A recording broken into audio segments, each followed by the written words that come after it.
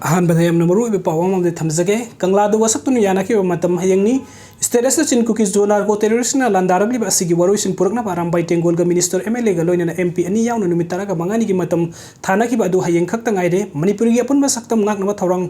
लौरी busing आरामबाई Tenggol ग मिटे MLA minister Singh अमदी MP यावना सेंगलब कंगला लाइफम लेन की उत्रा ममांगदा हौखिबा जनवरी 9 ग मरी द मणिपुर की पुवारी द हान बोइन वसक लौखिबनी वसक अदुगी वरोल दि आई इसाना इरेबाक इपुरुप इनाक लाइनिंग गी ngमजब खरदंग ओइरबा सुहोना जगनी इरेबाक इपुरुप मांगनबा मिथिबोंग मिटमबाल ओइरोय लाइनिंग थौना खंगसनु लाइनिंग थौसना महिने याइफरे इबुदौ पाखंग बनी याइफरे हाइबसनी वसक अदु आरामबाई टेंगोलना पुथोरकपा मियाम की अपाम्ब डिमांड सिंग थबक तो ओंथोकनी हाइरिब हिरम संग अदुदी English ngam pani yankhai gi mathoi de base year oiraga NRC sat handuna mitop sing makhoi gi maram dam da halan kiba kukilal hobasing suspension of operation su lauthok pagaloi na makhoi gi mathak te action lokot pa Myanmar gi handak sangsi lakiba refugees sing detention center da thamliba sing adu Mizoram da thamba ngamkhai sambal khamba Assam Rifles ki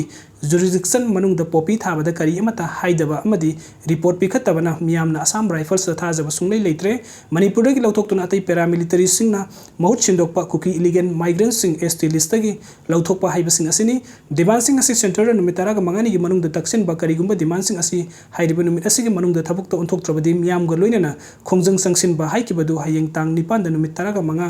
mapung pharabani adu bu thabuk to onthok na ba wasak khibasing adu hojik phawo gi oina thabuk to onthokpa uba phangdana leiri loina laina ki maikai da gi hojik phawo gi oina wafam amata phangdorakpa leitabana kari karam ba fibam da leiri ba ge haiba khangdabana kari fibam oirakadu ba ge haiba gi langtak na ba amadi mi paiba poknare karigumba thana ki matamdugi mangoina laigak na demand sing adugi matang da thabuk laukat pabu oiro natragana laukat na ba khumang chausilli haibana singba lauthoktrabadi kari phibam oirakadori bage karigumba thabuk to onthokani haina sakhiba wasaki ona taina bada singna bagi thawang da simbal कांगब तौदना तुमिन्ना लैसिनबा तारबदि लेंगा की मथक्ता खोई साउनरबा मियामना खोंजंग संगसिलकदबदि